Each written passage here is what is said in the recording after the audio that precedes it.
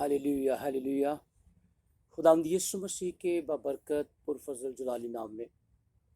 आप सबकी सलामती हो। आज सुबह हम खुदावंद का शुक्र अदा करते हैं उसके बड़े फजल और रहम के लिए जो हर रोज़ हमारी ज़िंदगियों पर कायम रहता है। और मैं स्प्रिंग ब्रांच चर्च की तमाम टीम और बिलखसूस खुदा के खादम पास्टर लतीफ़ मसीह का शुक्रिया अदा करता हूँ जिन्होंने आज फिर खुदावंद के कलाम की खिदमत करने के लिए मौका अता किया ताकि स्प्रिंग ब्रांच चर्च में खुदा के कलाम की खिदमत की जाए। हम हर 15 दिन के बाद इसी तरह खुदावंद के कलाम को सीखते हैं और ये कलाम जो हमारी राह की रोशनी, हमारे कदमों के लिए चिराग है, यकीनन हम सब के लिए बाइश बरकत ठहरता है। आज हम खुदावंद के ज़िंदगी बख्श मोहतबर कलाम में से पढ़ेंगे मुक़द्दस पौलुस रसूल की मार्फत ख़ात इब्रानियों के नाम, उसका 12वां बाब और उसकी पहली और दूसरी आयत मुबारका। बस जबकि गवाहों का ऐसा बड़ा बादल हमें घेरे हुए है, तो आओ हम भी हर एक बोझ और उस गुनाह को जो हमें आसानी से उलझा लेता है दूर करके उस दौड़ में सब्र से दौड़ें जो हमें दरपेश है। और ईमान के बानी और कामिल करने वाले यीशु को तकते रहें, जिसने उस खुशी के लिए जो उसकी नज़रों के सामने थी शर्मिंदगी की परवाह ना करके सलीब का दुख सहा और खुदा के तख्त की दाहिनी तरफ जा बैठा। खुदावंद के जिंदा पाक कलाम के पढ़े और सुने जाने के वसीला से हम सब बरकत पाएं, आमीन। इन दो याद के अंदर हम बहुत से पैगामात जो हैं वो हमें सीखने के लिए मिलते हैं ताकि हम खुदावंद के कलाम की बातों को अपने अंदर अपनाकर इस ज़मीन पर एक ऐसी ज़िंदगी गुजारें जो एक कामयाब ज़िंदगी है। ये हम देखते हैं कि खुदा का बंदा जो है वो इस बात से आगाज़ करता है कि जब के गवाहों का ऐसा बड़ा बादल हमें घेरे हुए है। तो ये गवाहों का बड़ा बादल जो है इसी ख़त के 11वें बाब में भी मिलता है, जिसमें उन तमाम मुक़द्दसीन, उन तमाम ईमानदारों का ज़िक्र हमें मिलता है जिन्होंने ज़मीन पर रहते हुए ईमान की एक बहुत खूबसूरत दौड़ को दौड़ा और उन्होंने इस ज़मीन पर रहते हुए उन तमाम हालात, मुश्किलात का सामना किया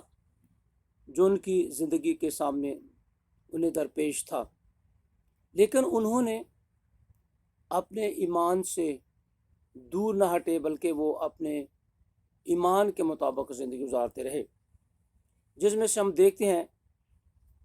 जब हम कलाम मुक़द्दस को पढ़ते हैं तो यहाँ हम नूह की ज़िंदगी से देखते हैं कि नूह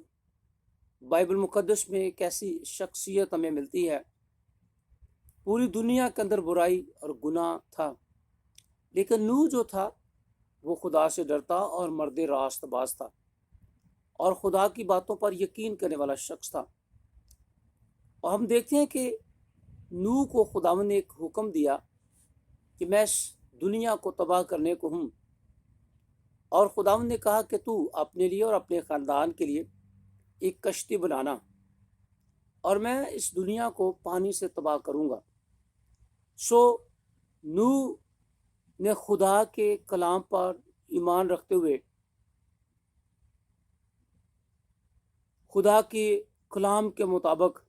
कश्ती बनाई और उस कश्ती में वो और उसका पूरा ख़ानदान जो था तूफ़ान से महफूज रहा। हम देखते हैं कि ऐसे हालात में जब वो कश्ती बना रहा था और वो तकरीबन 120 साल उसने ज़मीन पर लोगों के सामने खुदा के मंसूबे को रखा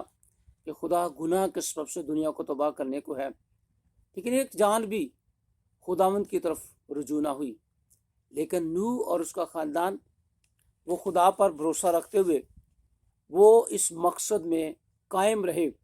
اور انہوں نے خدا کے کلام کو اپنی زندگی میں اپنا لیا۔ اور اس طرح خدا کا کلام، جب ہم عبرانیوں 11واں باب 6 آیت پڑھتے ہیں تو بڑی خوبصورت بات لکھی ہے، بغیر ایمان کے اس کو پسند آنا ناممکن ہے،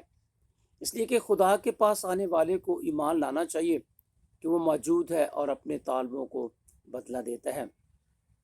ہم دیکھتے ہیں کہ یہاں ایمان کا ذکر کیا گیا ہے کہ بغیر ایمان کے خدا کو پسند آنا ناممکن ہے۔ اس لیے جو خدا کے پاس آتے ہیں انہیں اس بات کا یقین کرنا چاہیے کہ وہ پوری دنیا کے اندر اس کی حضوری اور اس کی قدرت موجود ہے، اور وہ اپنے طالبوں کو کبھی بھی نہیں چھوڑتا، بلکہ اپنے طالبوں کو بدلہ دیتا ہے، اجر دیتا ہے، اور وہ ان کے لیے اچھے منصوبے رکھتا ہے۔ نوح نے خدا کے کلام پر ایمان رکھا اور وہ ان سارے حالات میں خدا کے ساتھ وفادار رہا، اور خدا کی بات مان کر اس نے کشتی کو تیار کیا، اور اس طرح جب خدا نے دنیا کو پانی سے تباہ برباد کیا تو نوح کا خاندان محفوظ رہا۔ پھر ہم دیکھتے ہیں کہ ابراہیم کی زندگی کے تعلق سے خدا کا کلام بیان کرتا ہے کہ ابراہیم ایک ایسا شخص جو خدا پر ایمان لایا اور ایک ایسے گھرانے سے تعلق رکھتا تھا جو بت پرست گھرانہ تھا، لیکن اس نے اپنے سارے خاندان کو اور ان تمام عزیزوں کو ان کی اس حالت میں دیکھ کر خدا نے جب اسے کہا کہ تو اس ملک سے وہ ملک جہاں میں تجھے لے جانا چاہتا ہوں اس ملک کے لیے اپنے آپ کو تیار کر، وہ خدا کی بات مان کر اس ملک کی طرف اس نے سفر شروع کیا۔ ہم دیکھتے ہیں کہ ابراہیم کے تعلق سے لکھا ہے کہ وہ ایمان میں کامل رہا، اور اس کی زندگی میں بہت سے ایسے حالات آئے جب اس کے ایمان کی آزمائش ہوئی، لیکن وہ خدا پر بھروسہ رکھتا رہا، توکل رکھتا رہا۔ اور ہم دیکھتے ہیں کہ مین ایک بات جو ابراہیم کی زندگی میں نظر آتی ہے، پہلی بات تو اس نے خدا کے حکم کو مانا اور اپنے بت پرست خاندان کو چھوڑ دیا، ان سارے حالات کو چھوڑ دیا، جو آج ہمارے لیے بھی ایک بہت بڑا سبق ہے کہ جہاں ہماری زندگی روحانی طور پر محفوظ نہیں ہے، اگر ہم اس جگہ کو چھوڑ دیں اور ایک ایسی جگہ کا انتخاب کریں جو ہمارے لیے روحانی فضا کو میسر آتی ہے یا ہمارے لیے روحانی فضا قائم رکھ سکتی ہے، تو کوشش کریں ایسی فضا میں زندگی گزاریں جہاں ہم اس دنیا کی آلودگی سے اپنے آپ کو محفوظ کر سکیں۔ خدا نے اسے بت پرست گھرانے سے اس جگہ سے اسے نکالا اور اسے ملک کنعان کی طرف لے گیا،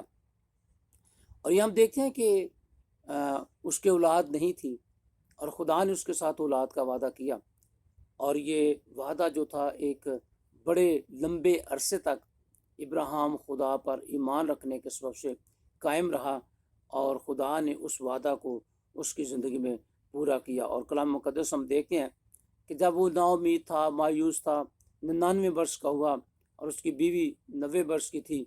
اس وقت خدا نے اس کی بیوی سارہ سے اسے بیٹا دیا، اور اس کے ایمان کے مطابق خدا نے اس کے ساتھ سلوک کیا۔ پھر ہم دیکھتے ہیں موسیٰ کی زندگی کے تعلق سے بھی یہاں کلام مقدس میں لکھا ہے کہ جب موسیٰ کو خدا نے عجیب طریقہ سے بچا لیا، اور جب بنی اسرائیل کے تمام پیلوٹوں کو قتل کیا جاتا تھا تو اس وقت اس کے ماں باپ اسے دریا کے کنارے پر چھوڑ آئے، اور وہاں خدا نے اسے موجزانہ طور پر بچایا، اور ایک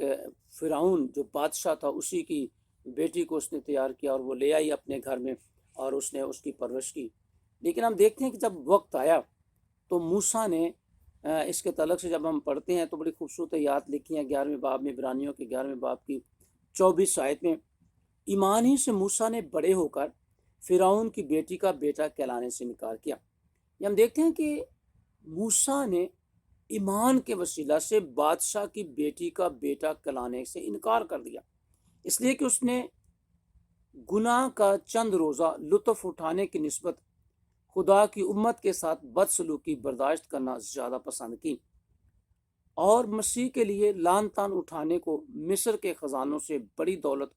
جانا، کیونکہ اس کی نگاہ اجر پانے پر تھی۔ آج اس دنیا میں ہم دیکھتے ہیں کہ لوگ جو ہے اچھے گھر کو، دولت کو، روپیہ پیسہ کا، اس کا انتخاب کرتے ہیں، اور ایک ایسی جگہ جو آرام و آسائش کی زندگی ہو، لیکن ہم دیکھتے ہیں کہ ایسے حالات میں جب کہ موسیٰ تو ایک بادشاہ کے گھر میں پلا اور اسے بہت اچھی تعلیم ملی اور ہر طرح کی اس کے نعمتوں کی آسودگی تھی، لیکن اس نے ان چیزوں کو کی پرواہ نہیں کی، بلکہ مسیح کے لکھا ہے کہ مسیح کے لیے اس نے لان تان اٹھانے کو اس نے ان ساری چیزوں کا انتخاب کیا، اور بادشاہ کا بیٹا کہلانے سے اس کی بیٹی کا بیٹا کہلانے سے اس نے انکار کر دیا، اور وہ بڑے خزانے جو فرعون کے بڑے بڑے خزانے تھے ان کی طرف اس کی آنکھیں نہیں گئی، اس کی نگاہیں نہیں گئی، بلکہ اس کی نگاہیں اس اجر پر تھیں جو آسمان سے اسے ملنے کو تھا۔ اس نے لکھا ہے ایمان ہی سے اس نے بادشاہ کے قہر کا خوف نہ کر کے مصر کو چھوڑ دیا۔ یہ ہم دیکھیں کہ اس نے بادشاہ کا خوف سامنے نہیں رکھا کہ بادشاہ میرے ساتھ کیا سلوک کرے گا، بلکہ وہ وہاں سے نکل جاتا ہے، بھاگ جاتا ہے، اور خداوند پھر اسے عجیب طریقے سے اسرائیل کو رہائی دلانے کے لیے ایک بہت بڑے زوراور طور پر خداوند استعمال کرتا ہے۔ ہم دیکھتے ہیں کہ اور بہت سے ایسے ایمانداروں کا ذکر ہے، جس میں ہنوک بھی ہے اور جدعون کا ذکر بھی ہے، داؤد کا ذکر ہے۔ تو ایسے ایماندار لوگ جنہوں نے اس زمین پر ایک بہت کامیاب کامل زندگی گزاری، ان کا ذکر ہمیں ملتا ہے۔ تو وہ ایمان کی زندگی گزارتے رہے۔ تو یہاں لکھا ہے کہ جب گواہوں کا ایسا بڑا بادل ہمیں گھیرے ہوئے ہے، تو ہم بھی ہر ایک بوجھ اور اس گناہ کو جو ہمیں آسانی سے الجھا لیتا ہے دور کریں۔ یہاں دو باتیں ہیں، لکھا ہے کہ ہر ایک بوجھ بہت سے ایسے بوجھ ہیں جو ہم اپنے کندھوں پر اٹھائے رکھتے ہیں اور ہمیشہ ایک مایوس زندگی گزارتے رہتے ہیں، بے دل پریشان زندگی گزارتے رہتے ہیں، لیکن اس بوجھ سے آزاد ہونا نہیں چاہتے۔ لیکن خدا یہ چاہتا ہے کہ یہ بوجھ جو ہے اس کو ہم اتار دیں۔ اب ہم جب متی کی انجیل پڑھتے ہیں تو اس کے اندر ہم دیکھتے ہیں کہ لکھا ہے خداوند یسوع مسیح 11ویں باب میں فرماتے ہیں 28ویں آیت میں، اے محنت اٹھانے والے اور بوجھ سے دبے لوگوں، سب میرے پاس ہو، میں تمہیں آرام دوں گا۔ یہاں ہم دیکھتے ہیں کہ خداوند یسوع مسیح کہتا ہے کہ اپنا بوجھ مجھے دے دو، اور یہ بوجھ جو مختلف طریقوں سے ہم اپنے اوپر لیے رکھتے ہیں، جو یہ بوجھ جو ہے وہ ایسی خواہشات یا ایسے حالات کا بوجھ ہے، عزیزوں قارب بہن بھائیوں رشتہ داروں اولاد کا بوجھ جو ہے، یہ ہمیشہ ہم اپنے کندھوں پہ اٹھائے رکھتے ہیں، اور ہر وہ بات جو خدا کر سکتا ہے ہم اسے اپنے ہاتھوں سے کرنا چاہتے ہیں، لیکن خدا یہ چاہتا ہے کہ سارے بوجھ کو ہم خدا پر رکھیں، کیونکہ یسوع مسیح کہتا ہے کہ میرا جوا اپنے اوپر اٹھا لو کیونکہ میرا جوا ہلکا اور ملائم ہے۔ خداوند یسوع مسیح کہتا ہے کہ اپنا بوجھ مجھے دے دو۔ یہاں لکھا ہے کہ ہر ایک بوجھ اور اس گناہ کو جو ہمیں آسانی سے الجھا لیتا ہے، ہر وہ گناہ جو ہمیں آسانی سے، اس کا مطلب ہے بہت سے ایسے گناہ ہیں جو انسان کو آسانی سے الجھا لیتے ہیں، اور انسان جو ہے وہ جانتا نہیں ہے کہ یہ ابلیس کی طرف سے، یا یہ گناہ جو ہے وہ میری زندگی کے ان تمام حالات کو بدل سکتا ہے، اور یہ میرے لیے مشکلات اور مصیبتیں پیدا کر سکتا ہے، اور اس کا انجام جو ہے وہ ایک بہت بڑی ہلاکت ہو سکتا ہے۔ تو ایسے گناہ ہمیں آسانی سے الجھا لیتے ہیں۔ جس طرح ہم دیکھتے ہیں کہ مقدس یوحنا رسول جب اپنا خط لکھتا ہے تو اس کے اندر وہ 3 باتوں کا ذکر کرتا ہے۔ یوحنا کا پہلا خط اور اس کا دوسرا باب، اس کے اندر لکھا ہے، نہ دنیا سے محبت رکھو نہ ان چیزوں سے جو دنیا میں ہیں، جو کوئی دنیا سے محبت رکھتا ہے اس میں باپ کی محبت نہیں، کیونکہ جو کچھ دنیا میں ہے یعنی جسم کی خواہش اور آنکھوں کی خواہش اور زندگی کی شیخی، وہ باپ کی طرف سے نہیں بلکہ دنیا کی طرف سے ہے۔ دنیا اور اس کی خواہش دونوں مٹتی جاتی ہیں، لیکن جو خدا کی مرضی پر چلتا ہے وہ ابد تک قائم رہے گا۔ یہ ہم دیکھتے ہیں کہ لکھا ہے کہ جسم کی خواہش، اور جسم کے تعلق سے ہم پڑھتے ہیں جب ہم غلطیوں کا خط پڑھتے ہیں تو اس کے 5ویں باب کی 19ویں آیت میں جسم کے کاموں کا ذکر ملتا ہے، اور جس میں ہر طرح کی حرام کاری ہے، بدکاری ہے، زناکاری ہے، جسمانی خواہشات ہیں۔ تو لکھا ہے کہ جسم کی خواہش اور آنکھوں کی خواہش، ہم دیکھتے ہیں کہ آنکھوں کی خواہش ایک ایسی خواہش ہے جب انسان کسی ایسی چیز کو دیکھتا ہے جو ظاہر میں بڑی اچھی نظر آتی ہے، خوبصورت نظر آتی ہے، چمکتی ہے، تو انسان کے اندر اسے پانے کے لیے جو ہے وہ خواہش پیدا ہوتی ہے۔ اور کلام مقدس میں یعقوب رسول کہتا ہے کہ خواہش جو ہے وہ گناہ کو جنم دیتی ہے۔ تو اس طرح جب ہم اپنی آنکھوں سے دیکھی ہوئی ایسی چیزیں جو ہمیں اٹریکٹ کرتی ہیں، ہم ان چیزوں کو اپنی زندگی میں اپنا لیتے ہیں، تو وہ ایک گناہ کی صورت میں ہمارے اندر بڑھتی ہیں، اور وہ گناہ جو ہے اس کا پھر انجام جو ہے وہ ہلاکت بن جاتا ہے۔ تو ہم دیکھتے ہیں کہ جب مقدس ہوا کو ابلیس نے بکایا تو اس کے سامنے ایک ایسا پھل جو اسے دیکھنے میں اچھا لگا، اس کی آنکھوں کو اچھا لگا، بھلا لگا، اور جب اس نے دیکھا تو پھر اس کے اندر اسے پانے کی، کھانے کی خواہش پیدا ہوئی، اور اس نے اس آنکھوں کی خواہش کے سبب سے خدا کے حکم کو توڑ دیا، اور وہ خدا سے باغی اور سرکش ہو گئے، اور انہوں نے گناہ کیا خدا کے ظلم میں۔ اور ہم دیکھتے ہیں کہ لکھا ہے کہ ایک شخص کے سبب سے گناہ دنیا میں ہے، اور گناہ کے سبب سے موت، اور یوں موت ساری دنیا میں پھیل گئی۔ تو ہم دیکھتے ہیں کہ اسی گناہ کی سزا جو ہے پوری دنیا کے اندر آج ہم دیکھیں کہ آنکھوں کی خواہش کے سبب سے۔ پھر ہم دیکھتے ہیں کہ داؤد، ایک وقت ایسا تھا کہ داؤد جو تھا اس نے آنکھوں سے کچھ دیکھا، اور جب اس نے دیکھا تو اس کے اندر جو اسے حاصل کرنے کی خواہش ہوئی، اور اس نے وہ کام کیے جو اسے نہیں کرنے چاہیے تھے، بلکہ اس نے ایک گناہ پر ایک اور گناہ کر دیا، قتل بھی کر دیا، اور کسی دوسرے کی بیوی کو بھی لے لیا۔ تو بعد میں ہم دیکھتے ہیں کہ اگرچہ اس نے رو رو کر خدا کے حضور میں توبہ کی اور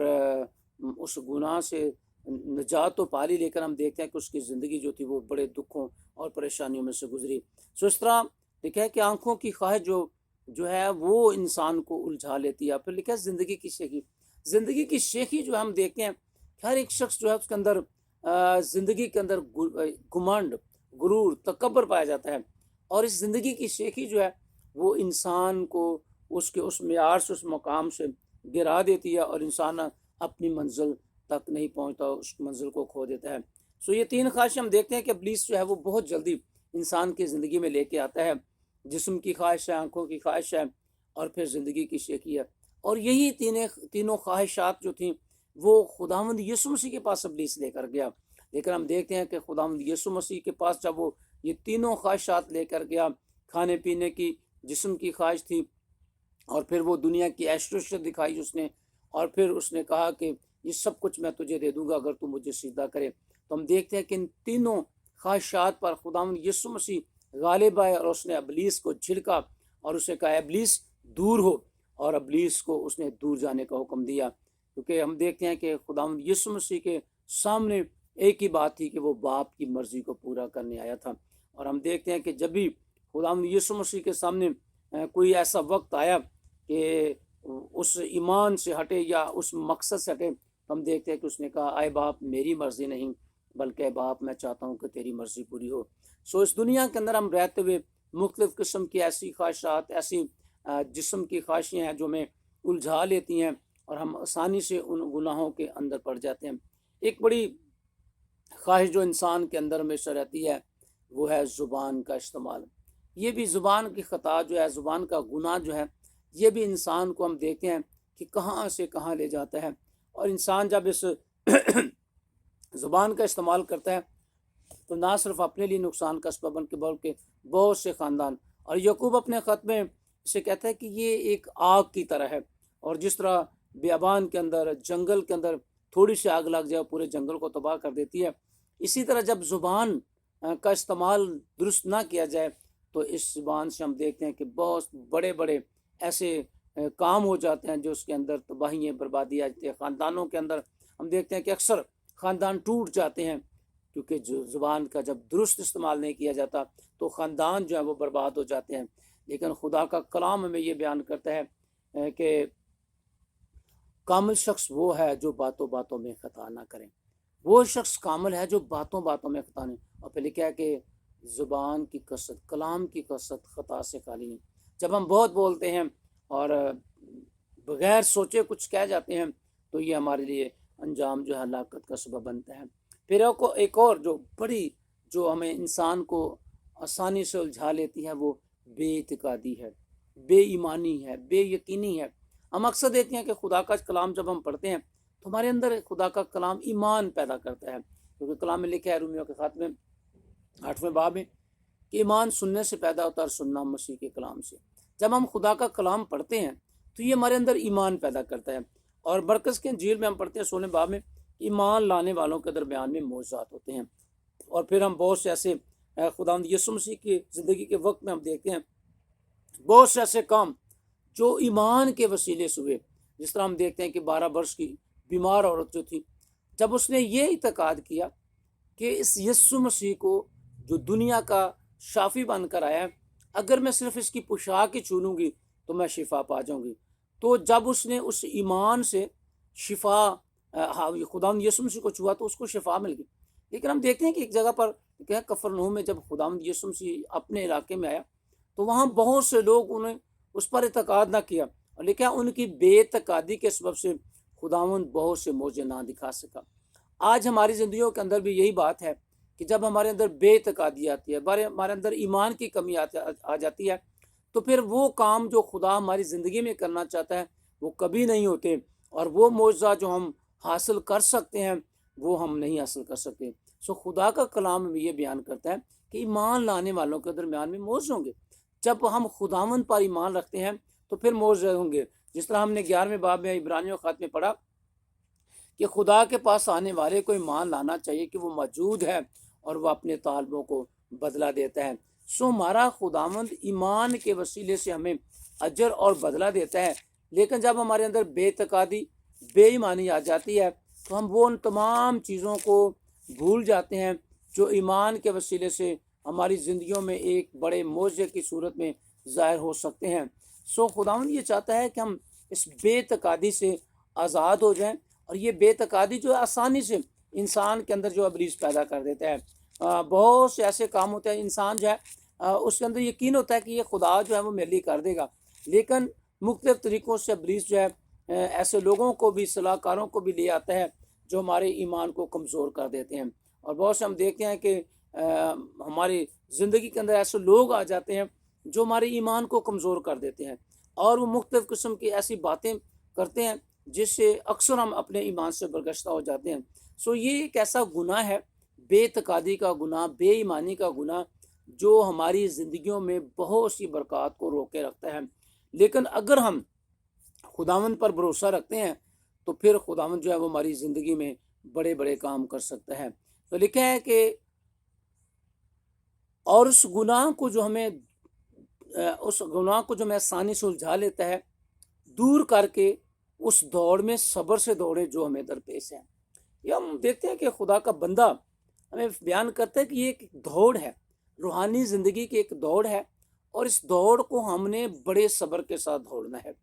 اور ہم دیکھتے ہیں کہ اس دوڑ میں دوڑتے ہوئے ہم اکثر جس طرح کے دنیا کے اندر بہت سے لوگ ایسے ہیں جو دوڑ میں شامل ہوتے ہیں، لیکن کلام میں بھی یہ بیان لکھا گیا ہے کہ ان میں سے انعام جو ہے ایک ہی لے جاتا ہے. اور پھر خدا کا کلام یہ بیان کرتا ہے، پولس رسول جو ہے کرنتھیوں خط میں بیان کرتا ہے 9ویں باب میں کہ اس لیے دوڑو تاکہ تم جیتو. بہت سے لوگ دوڑنا تو چاہتے ہیں، دوڑتے بھی ہیں، لیکن جیتنے کے لیے نہیں دوڑتے، وہ ہارنے کے لیے دوڑتے ہیں، اور وہ ان کی دوڑ جو ہے وہ راستے میں ختم ہو جاتی ہے. ہم دیکھتے ہیں اکثر دوڑوں میں جو ریسز ہوتی ہیں تو اس کے اندر کچھ لوگ جو ہے راستے میں رہ جاتے ہیں، لیکن وہ شخص جو ہے جو صبر کے ساتھ دوڑتا ہے وہ منزل تک پہنچتا ہے، وہ کامیاب ہو جاتا ہے. ہم نے ایک کہانی جو چھوٹی کلاسز میں بھی پڑھی کہ ایک کچھوے اور خرگوش کی. ہم دیکھتے ہیں کہ یہ آج کل یہ بچوں کے جو ویڈیوز ہیں اس کے اندر بھی ہم دیکھتے ہیں کہ یہ دکھائی جاتی ہے، تو بچوں کو سکھانے کے لیے بھی سکھائی جاتی ہے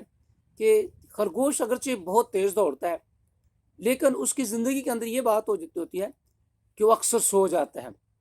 تو وہ جب سو جاتا تو پھر اسے پرواہ نہیں ہوتی کہ میں سو گیا، اس کو اندر یہ بات ہوتی کہ میں نے اس دوڑ کو جیت لینا ہے. لیکن ہم دیکھتے ہیں دوسری طرف ایک کچھوا جو ہے وہ جب دوڑتا ہے اس دوڑ میں تو وہ دیکھتا ہے کہ خرگوش تو سو رہا ہے، لیکن اپنی دوڑ کو وہ جاری رکھتا ہے. اور جب وہ مسلسل چلتا رہتا ہے، حالانکہ وہ تو بہت آہستہ چلتا ہے، لیکن جب وہ مسلسل چلتا رہتا ہے تو وہ اس میں کامیاب ہو جاتا ہے. اسی طرح انسانی زندگی کے اندر، روحانی زندگی کے اندر بھی ایسے ہی ہے. بہت سے لوگ جو ہیں وہ سمجھتے ہیں کہ میں بڑا تیزی سے زندگی گزار رہا ہوں، میری زندگی بڑی اچھی ہے، بہت تیزی سے بھاگتے رہتے ہیں، لیکن جب موقع آتا ہے تو وہ سو جاتے ہیں. بڑی اچھی روحانی زندگی ہوتی ہے لیکن موقع جب آتا ہے تو سو جاتے ہیں. اس لیے خداوند یسوع مسیح نے کلام میں بیان کیا کہ جاگتے رہو، کیونکہ خداوند جو ہے وہ چور کی مانند آ جائے گا. اور وہ عورتیں، وہ 5 کنواریاں جو دلہا کے استقبال کے لیے تو نکلیں، لیکن کیا ہوا کہ جب دلہا نے آنے میں دیر کر دی تو وہ سو گئیں، اور جب وہ سو گئیں تو دلہا آ گیا، دھوم مچی، دلہا آ گیا ہے، لیکن اب ان کے پاس نہ تو تیل ہے اور نہ وہ اس میں شامل ہو سکیں، کیونکہ وہ سست پڑ گئیں، کاہل تھیں، اور انہوں نے دانائی کے ساتھ اپنے اس مقصد کو پورا نہ کیا، اور ان کی زندگیوں میں دیکھتے ہیں کہ ناکامی آئی۔ اسی طرح روحانی طور پر ہمیں خداوند کا کلام ہمیں بیدار رہنے کے لیے ہمیشہ کہتا ہے، اور جب ہم بیدار رہتے ہیں اور صبر کے ساتھ، تحمل کے ساتھ، یقین کے ساتھ، ایمان کے ساتھ ان تمام خواہشات پر غالب آ کر جو ہمیں آسانی سے الجھا لیتی ہیں، جب ہم ان پر غالب آتے ہیں تو پھر ہم ایک منزل تک پہنچ جاتے ہیں، اپنی منزل تک۔ تو میری اور آپ کی ڈیسٹنی جو ہے وہ آسمان کی بادشاہی ہے، خدا کی بادشاہی ہے، اور اس بادشاہی میں ہم نے داخل ہونا ہے، اور یہ دوڑ ہمارے لیے جاری ہے۔ تو ابراہیم نے ایک لمبی دوڑ جو دوڑی، اور وہ بڑے صبر کے ساتھ، ایمان کے ساتھ، یقین کے ساتھ اس دوڑ کو اس نے جاری رکھا، اور ہم دیکھتے ہیں کہ جب وہ منزل پر پہنچ جاتا ہے تو وہ ایمانداروں کا باپ کہلاتا ہے۔ آج ہمیں بھی اس زمین پر رہتے ہوئے اپنے آپ کو پرکھنا ہے، اپنے آپ کو جانچنا ہے کہ جب ہم نے اپنی روحانی زندگی کا آغاز کیا ہے تو ہم نے اس دوڑ میں دوڑنے کے لیے اپنے آپ کو خداوند کے حضور میں پیش کیا ہے۔ تو پہلی بات کہ ہمیں ہر طرح کے بوجھ کو دور کرنا ہے، دوسری بات کہ ہر وہ گناہ جو ہمیں آسانی سے الجھا لیتا ہے اس سے اپنے آپ کو الگ کرنا ہے، کیونکہ گناہ کا انجام جو ہمیشہ ہلاکت ہے اور وہ موت ہے۔ اس لیے ہمیں ہر اس گناہ سے اپنے آپ کو پاک کرنا ہے، محفوظ رکھنا ہے، الگ کرنا ہے، جس جو گناہ ہمیں آسانی سے الجھا لیتا ہے۔ سوری، جب ہم رومیو کا خط پڑھتے ہیں تو اس کے 6 باب میں ہم دیکھتے ہیں کہ پولس خدا کے روح کی رہنمائی میں لکھتے ہیں، اب گناہ تمہارے فانی بدن میں بادشاہی نہ کرے۔ گناہ جو ہے وہ پھر ہماری زندگیوں کے اندر بادشاہی کرنا شروع کرتا ہے، راج کرنا شروع کر دیتا ہے سوری، جس سے ہم اپنی منزل کو کھو دیتے ہیں۔ لیکن ہمیں ہر طرح کے اس گناہ کو دور کرنا ہے جو ہمیں آسانی سے الجھا لیتا ہے۔ پھر لکھا ہے کہ اس دوڑ میں ہمیں صبر کے ساتھ دوڑنا ہے، صبر، تحمل، ایک ایسی زندگی جس کے اندر صبر ہو، پیشنس ہو، اور ہمیں کبھی بھی جلد بازی کی زندگی نہیں گزارنی چاہیے، اور جلد باز سے کچھ کہنا بھی نہیں چاہیے، جلد باز سے اپنے منزل کو نہیں کھونا۔ تو ہمیں اس دوڑ میں روحانی طور پر بڑے ہی صبر اور تحمل سے دوڑنا ہے۔ جس طرح ہم دیکھتے ہیں کہ نو جو ہے اس 120 سال اس نے ایک بڑے صبر اور تحمل سے سارے حالات کا، ان تمام لوگوں کا کی باتوں کا مقابلہ کیا جو اسے بہت ایسے حقیر جانتے تھے لوگ، اور جب وہ کشتی بنا رہا ہوگا تو نہ جانے کیا کچھ الفاظ اس کے لیے استعمال کرتے تھے، لیکن اس نے اس بات کو کبھی بھی اپنی زندگی پر غالب نہ آنے دیا، بلکہ صبر کے ساتھ اپنے اس منزل تک پہنچنے کے لیے اپنی اس دوڑ کو جاری رکھا۔ تو پھر ہم دیکھتے ہیں کہ موسیٰ نے بھی بیابان یا اس راستے کی طرف چلا گیا کہ اس نے فرعون کی بیٹی کا بیٹا کہلانے سے انکار کر دیا، اور مصر کے خزانوں کی طرف اس کی نگاہیں نہیں گئی، بلکہ اس کی نگاہیں اجر پر تھیں جو خداوند کے حضور میں ہے۔ اس نے مسیح کی خاطر لعن تان کو برداشت کیا۔ آج ہم دیکھیں اگر ہم تھوڑی سی کوئی دکھ یا آزمائش آتی ہے تو ہم گھبرا جاتے ہیں، بے دل ہو جاتے ہیں، آزمائش میں جب آتے ہیں تو آزمائش آتی ہے تو ہم گھبرا جاتے ہیں، لیکن اگر ان آزمائشوں میں ہم خداوند کی طرف نگاہ لگائے رکھیں تو پھر لکھا ہے کہ ایمان کے بانی اور کامل کرنے والے یسوع کو تکتے رہیں۔ یہاں ایمان کے بانی یسوع مسیح جو ہمارا ایمان کا بانی ہے، ہمیں اپنی نگاہیں ہمیشہ اس پر لگانی ہے۔ پھر خداوند نے چاہا تو ہم اس اگلی آیت کو پھر اگلے جب خداوند ہمیں موقع دے گا تو ہم اس پر غور کریں گے، لیکن آج جو میرے اور آپ کے لیے خداوند کی طرف سے پیغام ہے وہ یہ ہے کہ ہمارے سامنے ایمانداروں کی ایک بڑی فہرست ہے جنہوں نے ایمان کی زندگی گزاری اور کامیابی کے ساتھ وہ اپنی منزل تک پہنچے، اور انہوں نے خدا کے کلام کو، خدا کی آواز کو ترجیح دی اور دنیا کی خواہشات میں نہیں الجھے۔ اس لیے ہمیں بھی ان تمام خواہشات سے، ان گناہوں سے جو ہمیں خدا سے دور لے جاتے ہیں، ان سے اپنے آپ کو الگ کر کے روحانی زندگی گزارنی ہے تاکہ ہم اپنی منزل تک پہنچیں۔ اور اس دوڑ کو، روحانی زندگی کی دوڑ کو ہم نے بڑے ہی صبر تحمل کے ساتھ دوڑنا ہے، اور آنے والی تمام آزمائشوں کا مقابلہ کرنا ہے، کیونکہ ہمارا ٹارگٹ جو ہے وہ آسمانی بادشاہت ہے۔ تو صبر کے ساتھ اس دوڑ کو دوڑنا ہے، اور دوڑنے کا مقصد یہ ہے کہ ہم اس اجر کو، اس تاج کو حاصل کر سکیں، اس سیرے کو حاصل کر سکیں جو آسمان پر ہمارے لیے انتظار کر رہے ہیں۔ سو آئیے آج ہم دعا کرتے ہیں کہ خداوند ہم سب کو ایک ایسا فضل دے، ایسی توفیق دے کہ ہم ایک ایسی دوڑ دوڑیں جو ہمیں درپیش ہے، اور اسے منزل تک پہنچنے کے لیے ہم نے دوڑ کو دوڑنا ہے۔ آئیے دعا کرتے ہیں، چند میں اس کلام پر غور کیجئے اور دعا کیجئے کہ خداوند اس کلام کے وسیلے سے ہمیں برکت دے۔ خداوند آسمانی باپ، تیری شکر گزاری کرتے ہیں تیرے کلام کے لیے جو ہر روز ہماری روحانی غذا ہے، اور اے خداوند خدا یہ ہمیں منزل کی طرف لے جانے کے لیے ایک بڑی رہنمائی عطا کرتا ہے۔ یہ ہمارے راستے کے لیے چراغ ہے، روشنی ہے، اور یہ ہماری منزل کی طرف جانے کے لیے ایک بہت بڑی رہنمائی ہے۔ ہم تیرا شکر ادا کرتے ہیں، منت کرتے ہیں خداوند اس کلام کے بیچ کو جو آج ہماری زندگیوں میں بویا گیا ہے پھلدار کر، تاکہ خداوند خدا ہم اس زمین پر رہتے ہوئے اس روحانی زندگی میں دنیا میں نہ الجھیں، دنیا کی خواہشات میں نہ پڑ جائیں، جسم کی خواہشات، آنکھوں کی خواہش، زندگی کی شیخی، بے اعتقادی کے گناہ اور زبان کی خطا میں نہ الجھیں، بلکہ اے خداوند ہم ایک ایسی زندگی گزاریں جو تیرے حضور میں پاک ہو، جو تیری پاک مرضی کے مطابق ہو۔ سو خداوند تو ہمیں ہر روز اپنے کلام کے مطابق زندگی گزارنے کے لیے فضل عطا کر، تاکہ اے خداوند ہم اس روحانی دوڑ میں صبر کے ساتھ دوڑتے رہیں، تاکہ اپنی منزل کو حاصل کر سکیں۔ اے خداوند اس کلیسیا کے لیے برکت چاہتا ہوں، تیرے خادم کے لیے برکت چاہتا ہوں۔ اگر کوئی بیمار ہے، پریشان ہے، بے دل ہے، مایوس ہے، تو یسوع مسیح کے نام میں اٹھا کھڑا کر، تاکہ اے خداوند ہر ایک شخص زندگی پائے، کثرت کی زندگی پائے، کامل شفا پائے، صحت پائے، تندرستی پائے، اور تیری شکرگزاری کرے۔ یسوع مسیح کے جلالی نام یہ دعا مانگتے ہیں، آمین۔ خداوند آپ سب کو بہت برکت دے۔ اسپرنگ برانچ چرچ کی ساری کلیسیا کو سلام، اور خداوند آپ سب کے ساتھ ہو، آمین۔